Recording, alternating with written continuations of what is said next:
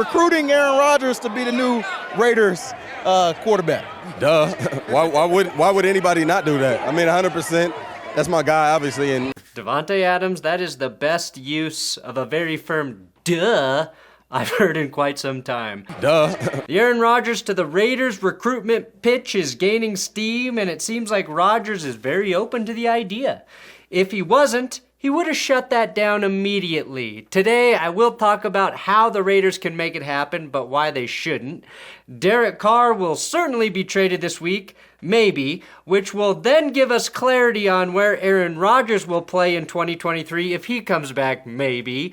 Plus, Tom Brady is already losing his mind in retirement, and the Broncos lose a key coach to the Panthers. And no, I will not break down Sean Payton's 187-minute improv session that was labeled as an introductory press conference for the Broncos. What I will point out is that he referenced the Saints spending 30 G's on a stereo system for their locker room. In the locker room, we bought a $30,000 stereo system, Club Dub, and we felt it was important, especially on the road, that everyone that could possibly hear our locker room celebrating, like, what is going on in there? And that is creating culture. 30 grand on a stereo system for the locker room. And all I want is the Denver Broncos to spend $800 on a mic and an XLR cable so their head coach doesn't sound like he's a principal giving a pep rally at an underfunded high school in the middle of Wyoming. To put them in those positions, at least that's a starting point, and I think that's important. Anyway, a lot to talk about on That's Good Sports.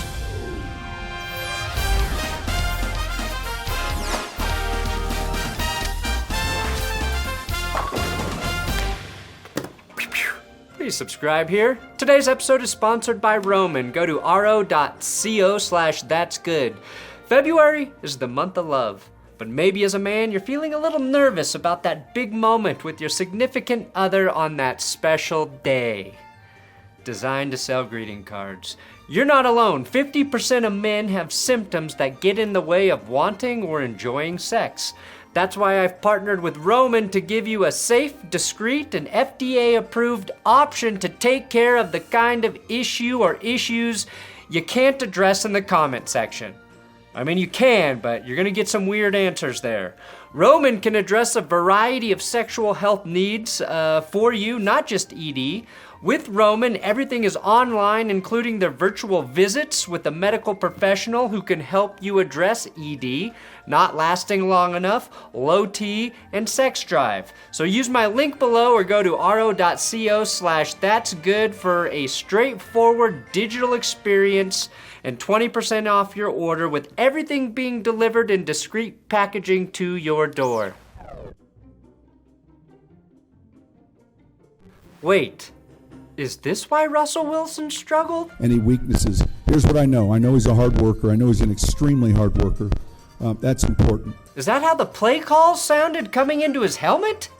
Damn, Hackett and Russ were down bad because the Broncos' audio system sounded like the teacher from Charlie Brown.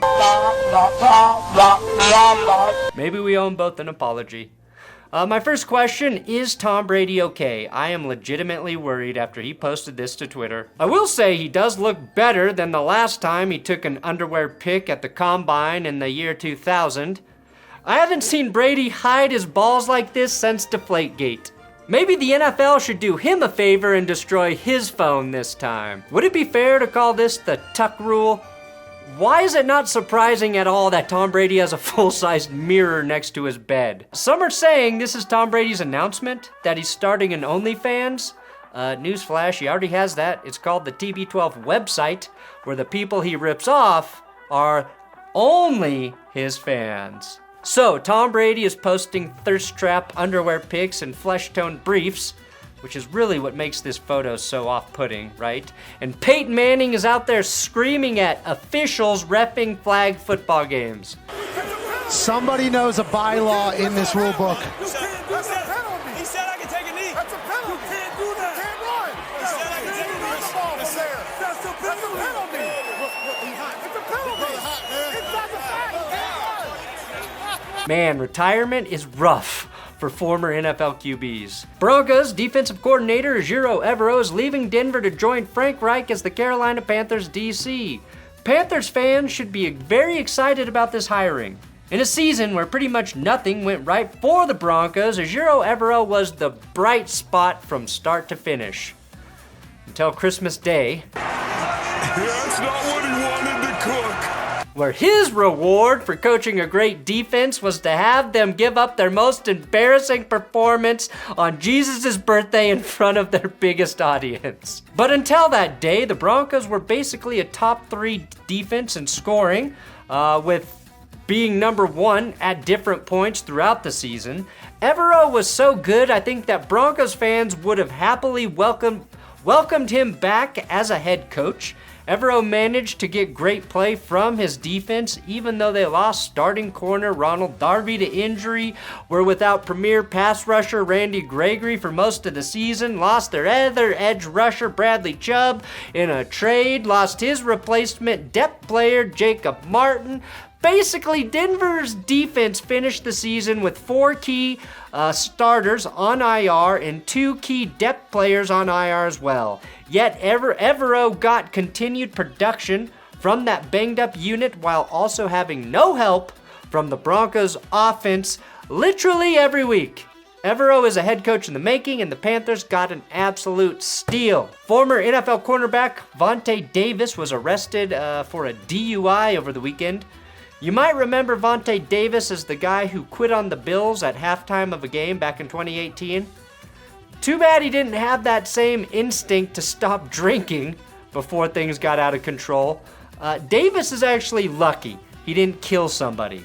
Davis was arrested on suspicion of DUI after he hit a pickup truck that was parked on the side of a Florida highway. Now, the pickup truck was pulled over due to a flat tire. That's why it was on the side of the road, and the driver was outside of the truck and was injured after Davis's vehicle hit his pickup, sending the truck into a spin into the concrete barrier, hitting the driver, sending him to the hospital with multiple injuries. Now, Davis refused a field sobriety test or to provide blood and or urine samples, but according to police, could barely stay awake and was slurring his speech, and admitted the all too cliche that he had only had 2 drinks at the club. The only people who have just 2 drinks at the club are those who can't afford more, and I think Davis can afford it. What I will say is Vontae Davis will go down as having one of the brightest smiles in mugshot history. I'm pretty sure no blood test will be needed when you see a man this content to be arrested.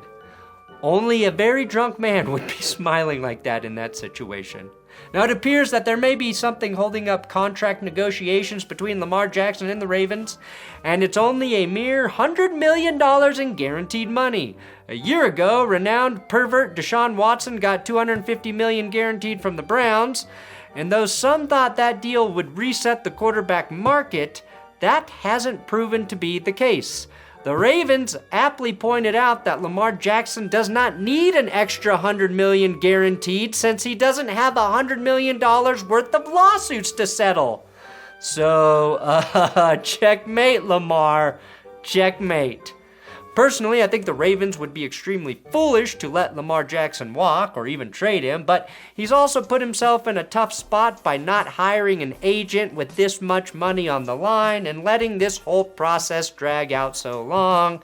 And let us not forget that the Ravens do have a Pro Bowl quarterback waiting in the wings behind him. That's called leverage, kids. All right, Aaron Rodgers and the Raiders. The only thing the Pro Bowl seems to be good for are the sound bites we get from players caused by fans taunting them about trade rumors. Aaron, hey, I heard Devontae's looking for a neighbor, bro. Come buy me a house. I'm going to say that the predominant team that we hear as we're walking is Raiders. A lot of Raider fans are encouraging me. A lot of Devontae misses you comments.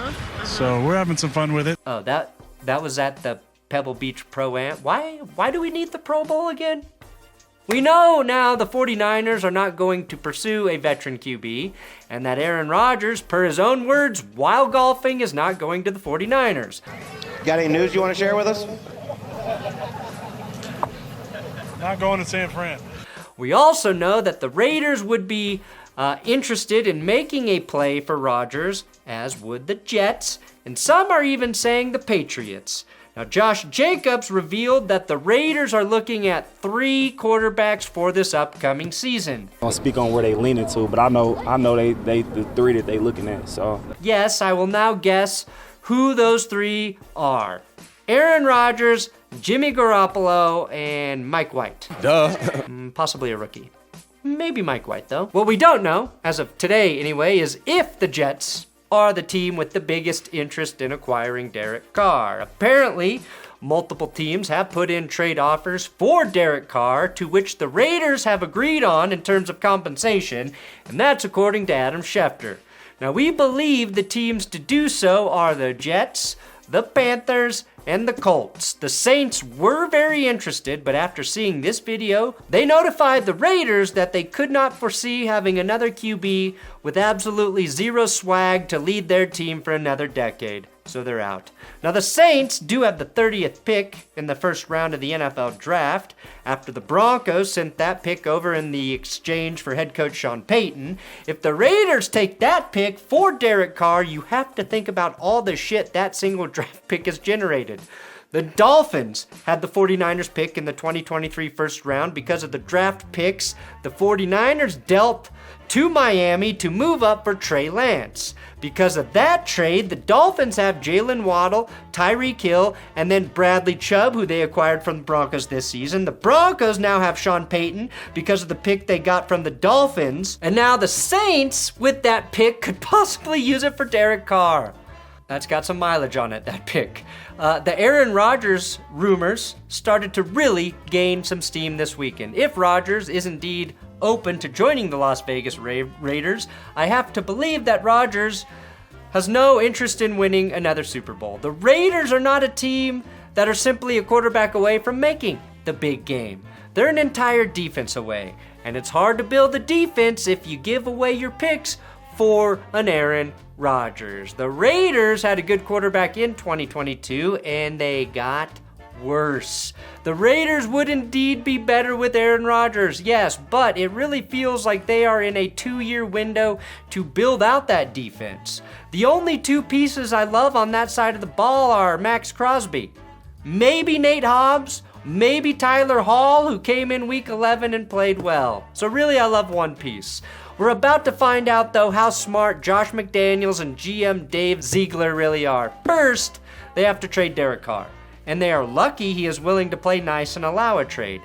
That trade must accumulate a significant draft haul so they can pay the price to acquire Rodgers and still have some wiggle room to land impact players via the draft. Or that draft capital is used to really build a team around a QB they can sign in free agency. Quite frankly, if the Raiders get any draft picks for Derek Carr, it will be a win considering how they butchered this entire situation and how they allowed this contract to be written. Tyreek Hill and Devontae Adams commanded first-round draft capital last offseason. If the Raiders don't get that in a trade for a franchise QB, it's an abject failure on part of McDaniels and Ziegler. As a Broncos fan, what I do not want to see is the Raiders deal Derek Carr, get an extra first-round draft pick for this upcoming draft, and then trade their first 2 picks to move up to the number 1 spot where the Bears sit and draft Bryce Young, who could be their quarterback for the next 15 years. That would be a move I would hate. Duh. Thanks for watching That's Good Sports. Please come back tomorrow when we will have our official Super Bowl prediction episode. It's going to be titled, How the Rigged Super Bowl is Scripted and Who Will Win.